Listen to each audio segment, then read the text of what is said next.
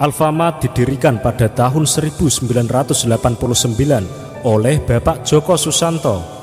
PT Sumber Alvaria Trijaya Tbk. Alfamart menyediakan barang-barang kebutuhan pokok dengan harga yang terjangkau, tempat belanja yang nyaman, serta lokasi yang tersebar di seluruh pelosok negeri. Didukung ratusan ribu karyawan menjadikan Alfamart sebagai salah satu pembuka lapangan kerja terbesar di Indonesia.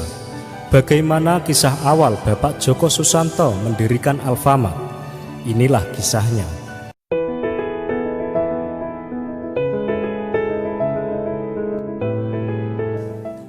Djoko adalah anak ke-6 dari 10 bersaudara. Berawal dari usia 17 tahun, ia mulai mengelola kios sederhana milik orang tuanya, yaitu kios dengan nama Sumber Bahagia di dalam Pasar Arjuna, sebuah pasar tradisional di Jakarta. Kios tersebut menjual bahan makanan pada saat itu. Setelah sekian lama menjual bahan makanan, dirasa usaha kios Djoko tanpa ada kemajuan. Djoko berpikir, jika keadaannya begini terus, maka usahanya akan berhenti di tengah jalan. Selanjutnya, Djoko Susanto berinisiatif menjual rokok, karena menurutnya menjual rokok lebih berpotensi pada masa itu. Hingga akhirnya, idenya membuahkan hasil. Ia membuka beberapa cabang kios dengan berjualan rokok. Kesuksesannya ini menarik perhatian putra Sampurna yang mempunyai perusahaan rokok, tembakau, dan cengkeh terbesar di Indonesia saat itu.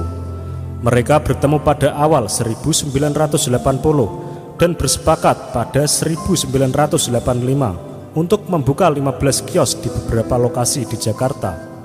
Pada 27 Agustus 1989, lahirlah Alfa Toko Gudang Rabat yang mempunyai konsep minimarket. Nama Alfa digunakan karena bersifat netral, tidak menggunakan salah satu nama dari kedua pendirinya. Alfa Toko Gudang Rabat inilah cikal bakal kesuksesan Djoko Susanto dengan brand Alfa. Djoko melanjutkan kemitraan dengan putra Sampurna hingga 2005 karena 70% dari bagiannya kemudian dijual Sampurna kepada Altria. Tetapi Altria tidak tertarik kepada bisnis retail dan kemudian menjual saham mereka kepada Northstar.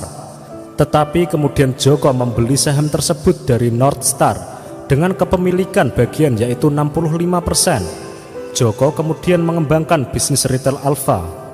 Pada 2007, Djoko mendirikan Alfamidi, namun tidak semua usaha Djoko sukses karena usahanya Alfa Toko Gudang Rabat tidak menghasilkan pendapatan yang signifikan karena kalah bersaing dengan supermarket lain dan akhirnya harus dijual kepada Carrefour.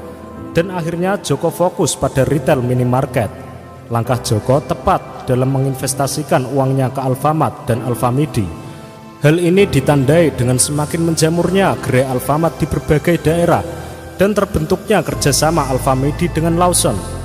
Bisnis ini pula yang mengantar Djoko menjadi orang terkaya ke-25 di Indonesia pada tahun 2011 dan naik ke-17 pada tahun 2012.